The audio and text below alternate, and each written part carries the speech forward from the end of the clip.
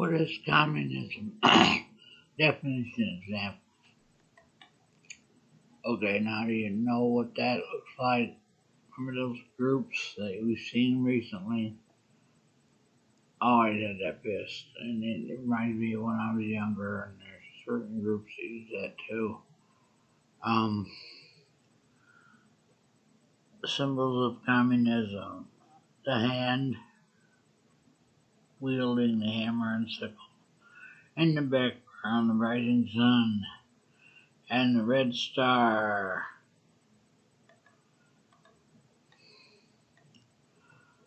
Communism is a political, social, and economic ideology that advocates the replacement of private ownership and profit-based economics, which a classless economic system under which the means of production, buildings, machinery, tools, and labor are communally owned with private ownership of property, either prohibited or severely limited by the state because of its opposition to both democracy and capitalism. Communism is considered by its advocates to be an advanced form of socialism. Communism is a social and political ideology that strives to create a classless society in which all property and wealth are communally owned instead of by individuals. The ideology of communism was developed by Karl Marx and Friedrich Engels in 1848. A true communist society is the opposite of capitalist society, which rules or relies on democracy, innovation, and the production of goods for profit. The Soviet Union and China were prominent examples of communist system. While the Soviet Union collapsed in 1991, China has drastically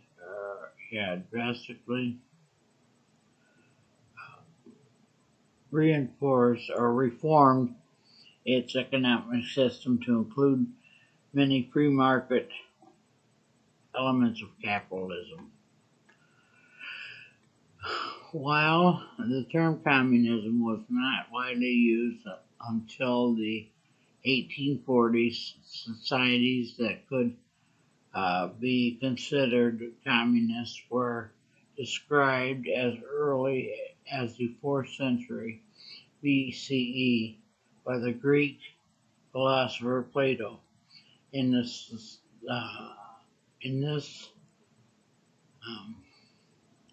Socratic dialogue, Republic, Plato describes an ideal state in which a ruling class of guardians, mainly philosophers and soldiers, serves the needs of the whole community, because private ownership of property would make them self-seeking, indulgent, greedy, and corrupt. The ruling guardians, Plato argued, had to function as a large communal family, that ownership of all material goods as well as spouses and children. Religion inspired other early visions of communism in the Bible. Book of Acts, for example, the first Christians practiced a simple kind of communism as both a way of maintaining solidarity and avoiding the evils associated with the private ownership of worldly possessions. In many early uh, mono- monastic orders, the monks took vows of uh, poverty, requiring them to share their few worldly goods only with each other and with the poor. In this visionary 1516 work, Ethiopia or Utopia, English um, statesman Sir Thomas More described an imaginary perfect society in which money is abolished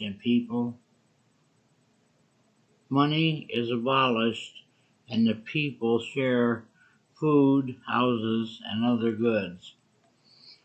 Contemporary communism was inspired in Western Europe by the Industrial Revolution of the late 18th century and the early 19th century.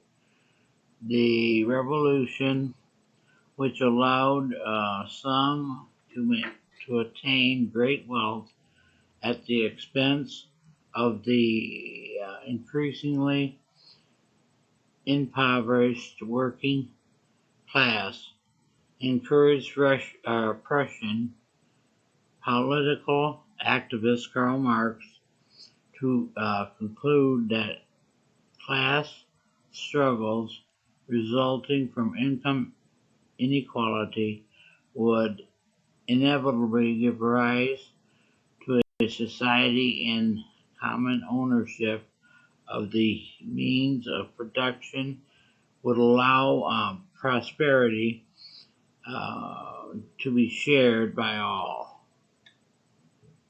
Those creeps.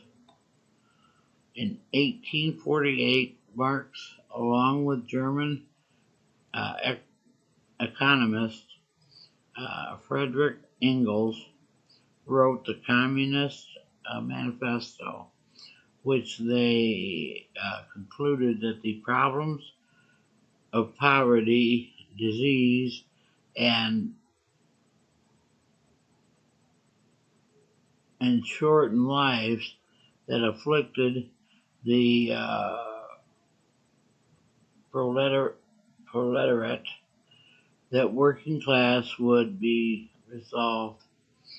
Marx and Engels, the major means of industrial production, factories, mills, mines, and railroads, would be publicly owned and operated for the benefit of all. Sure. Marx predicted that a fully realized form of communism following the overthrow of capitalism would result in a communist society free of class divisions or government, in which the production and distribution of goods would be based upon the principle from each according to his ability, to each according to his needs. Of this, many followers, especially Russian revolutionary Vladimir Lenin, adopted Marx's vision of a communist society.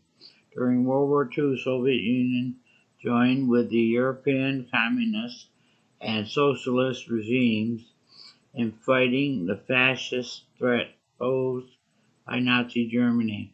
However, the end of the war also ended the always shaky alliance between the Soviet Union and its more politically moderate Warsaw Pact satellite um, communities or countries, following the USSR to establish communist regimes across Eastern Europe. The Russian Revolution of 1947 led to the formation of the Union of Soviet Socialist Republic, USSR, under Vladimir Lenin in 1922. By the 1930s, Lenin's brand of moderate communism had been replaced by Communist Party of the Soviet Union, which under Joseph Stalin exerted absolute government control over all aspects of the Russian society, despite the incalculable human cost of his iron-fisted authoritarian applications of communism. Stalin transformed the Soviet Union from a backward country into a world superpower. After the Second World War, the political tension of the Cold War and the economic drain of maintaining its status as a global military superpower slowly weakened the Soviet Union's grip over the Eastern Bloc communist satellite stations such as East Germany and Poland. By the 1990s, the prevalence of communism as a global political force quickly diminished. Today, only the nations of China, Cuba, North Korea, Laos, and Vietnam continue to function as communist states. I think it's changed a little bit. Key principles. While the most widely recognized communist countries, such as Soviet Union, China, and Yugoslavia, developed their own models which found from each other over time, 6 defining characteristics of pure communist ideology are often identified. Collective ownership of the means of production, all means of production, such as factories, farms, and mines, and transportation and communication systems, are owned and controlled by the state. Abolition of private property. As collective ownership implies private ownership of means of production prohibited in a purely communist state, individual citizens are allowed to own nothing except the necessities of life. The operation of privately owned businesses is similarly prohibited.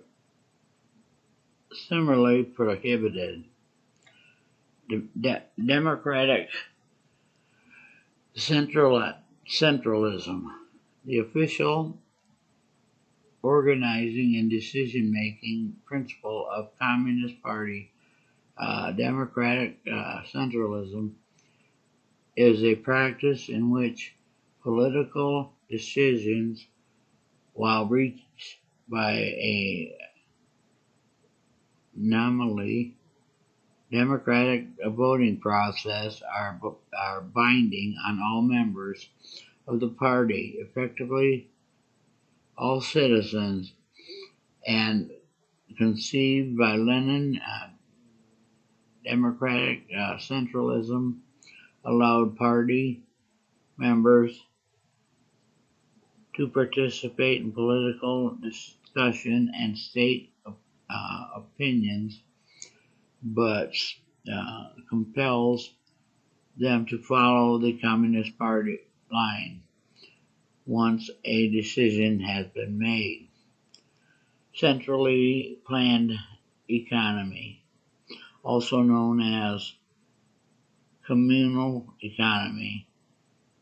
A centrally planned economy is an economic system in which a single central authority, typically the government, is in communist states, makes all the decisions in regarding the manufacturing and the distribution of food of products. Centrally planned economies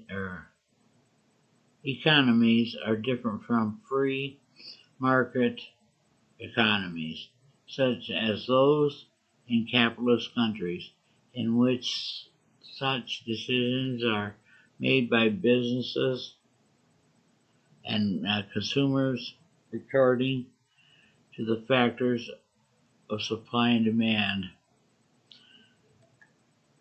Elimination of income inequality. In theory, by compensating each individual according to their need, gaps in income are eliminated by abolishing revenue interest, income profit, income inequality, and socioeconomic friction is eliminated, and the distribution of wealth is accomplished on a just and fair basis. People don't get nothing, the freaking government does. Repression, in keeping with the principle of democratic centralism, political position, and economic freedom are prohibited or repressed.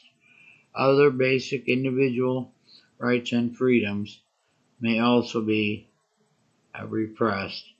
Historically, communist states such as the Soviet Union were characterized by government control of most aspects of life. Correct thinking in adherence with the party line was encouraged by coercive, often threatening propaganda produced by state-owned and controlled media. Communist versus socialism. The exact difference between communism and socialism has long been debated. Even Karl Marx used the terms interchangeably. Marx viewed socialism as the first step in the transition from capitalism to communism. Today, communism is often defined or identified with socialism. However, while they share several characteristics, the two doctrines differ significantly in their goal and how it is achieved. The goal of communism is the establishment of absolute social equality and the elimination of socioeconomic classes. Achieving this goal requires that private ownership of the means production be eliminated. All aspects of economic production are controlled by the central government. In contrast, socialism assumes that social classes all inevitably exist and strives to minimize the difference between them. The government's power over the means of production under socialism is regulated by democratic citizen participation. Contrary to common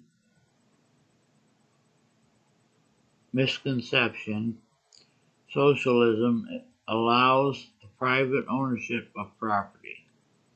Unlike communism, socialism rewards individual effort and innovation. The most common form of modern socialism, social democracy, works to achieve equal distribution of wealth and other social reforms through the democratic processes, and typically coexists alongside a free market capitalist economy.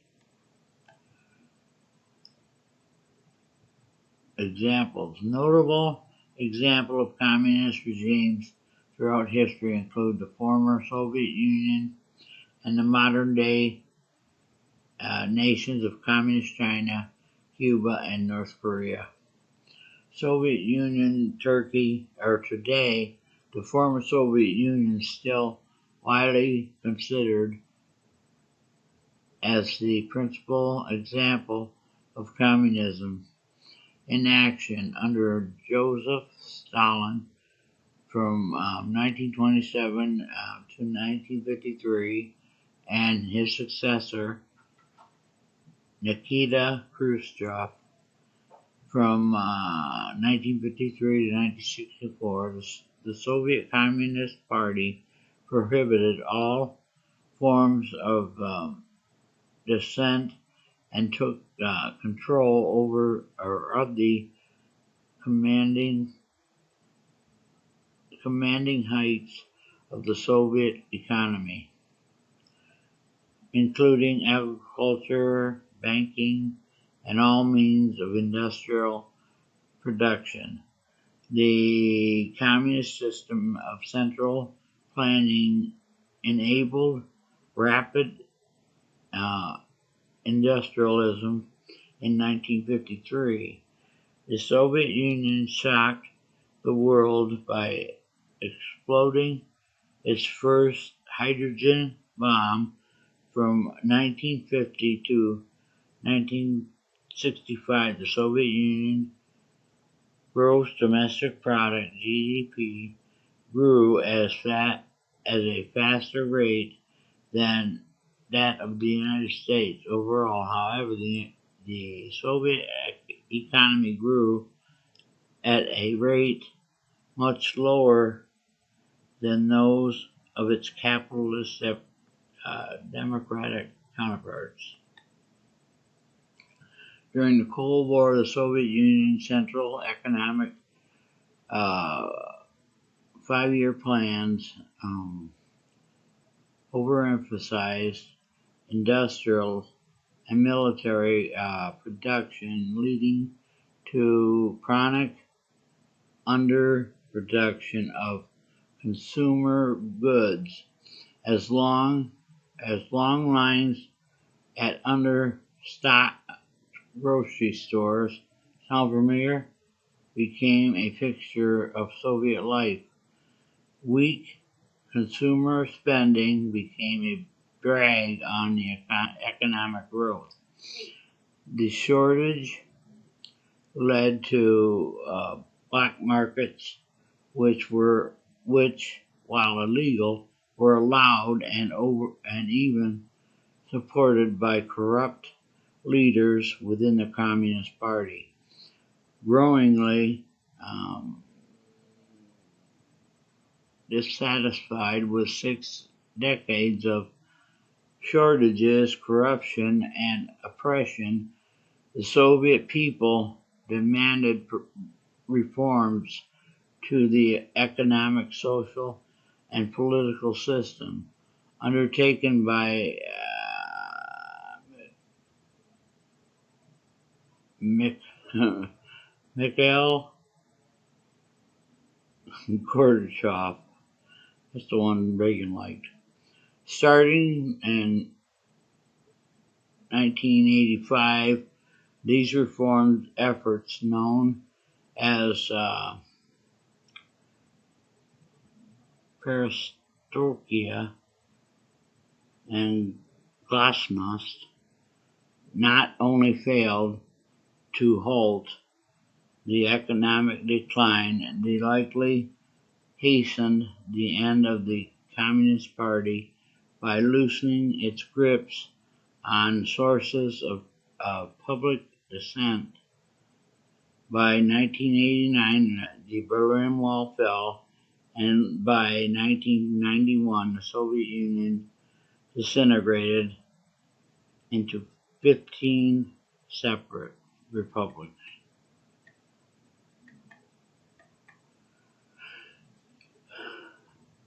Mao Zedong's Communist Party gained control over China, joining the Soviet Union as the world's second major Marxist Leninist state. In its violence,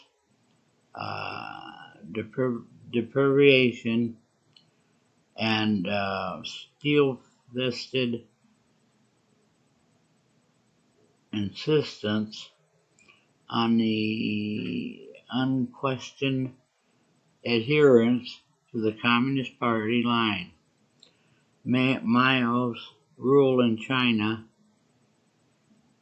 resembled that of Joseph Stalin, hoping to spark industrial revolution in China. Mao's Great Leap Forward plan of 1958 ordered the rural population to produce impossible quantities of steel by 1962 instead of usable steel. The plan produced the Great Chinese Famine, killed between 15 and 45 million people. In 1966, Mao, his infamous Gang of Four, launched by Chinese Cultural Revolution, intended to purge China. The four old custom, old culture, old habits, and old ideas. The purge resulted in the deaths of at least another 400,000 people by the time of Mao's death in 1976. Now, see, you guys, look what I had to go through my whole life. And I gotta go through a bunch of crap now. Mao's successor, Deng Xiaoping, introduced a series of successful market reforms. Tempted by these reforms, the United States began normalizing diplomatic relations with China when President Richard Nixon visited in 1972. Today, those state-owned enterprises continue to form a large part of the economy the Chinese Communist Party principles over a largely capitalist system, freedom of expression is greatly restricted. Elections are banned except in the former British colony of Hong Kong, where only candidates approved by the Communist Party are allowed to appear on the ballot. And there's Cuba, North Korea,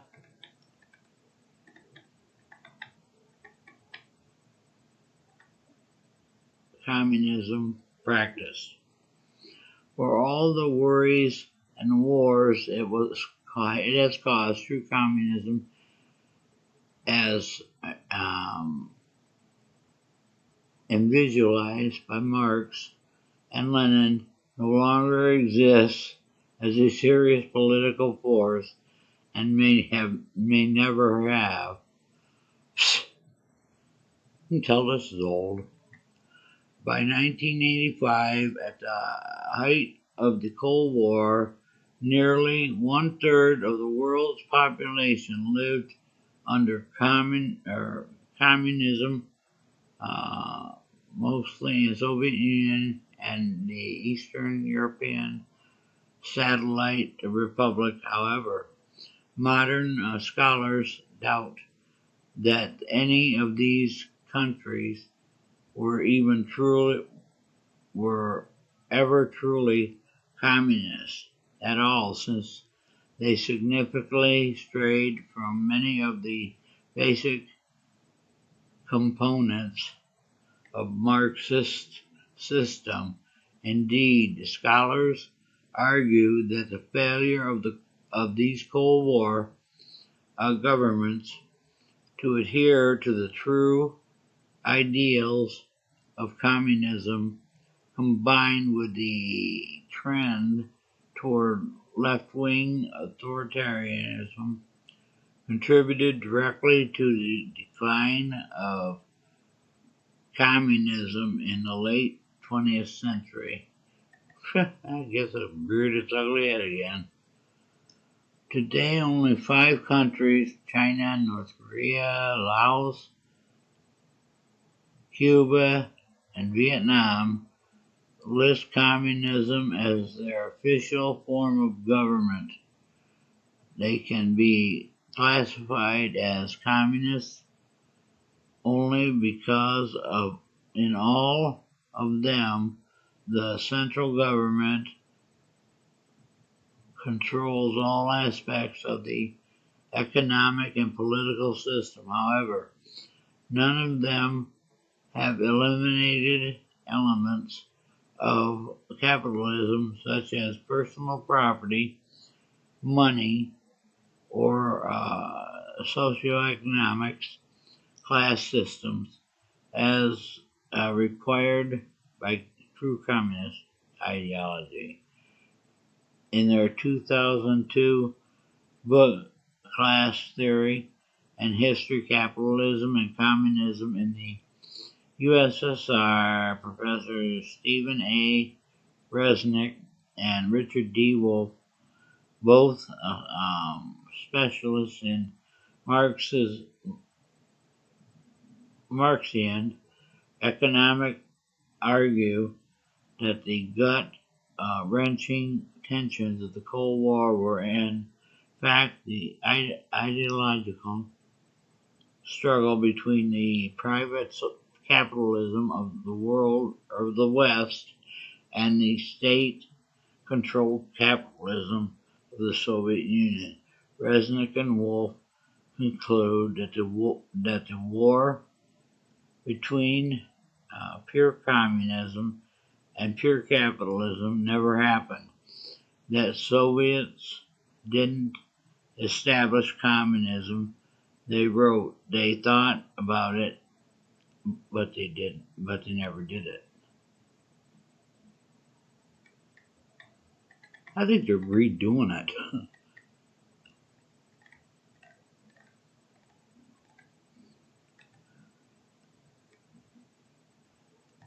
But that I wanted to read today. was thinking about that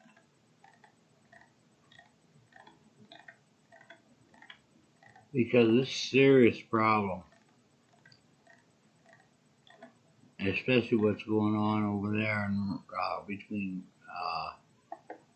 the two countries. It's going to be a serious problem. People don't know how serious it's going to be. But, yeah, I just thought I'd give a little history lesson here. But as always, pray for one another and be blessed. And God bless everyone. Stay safe. Be careful.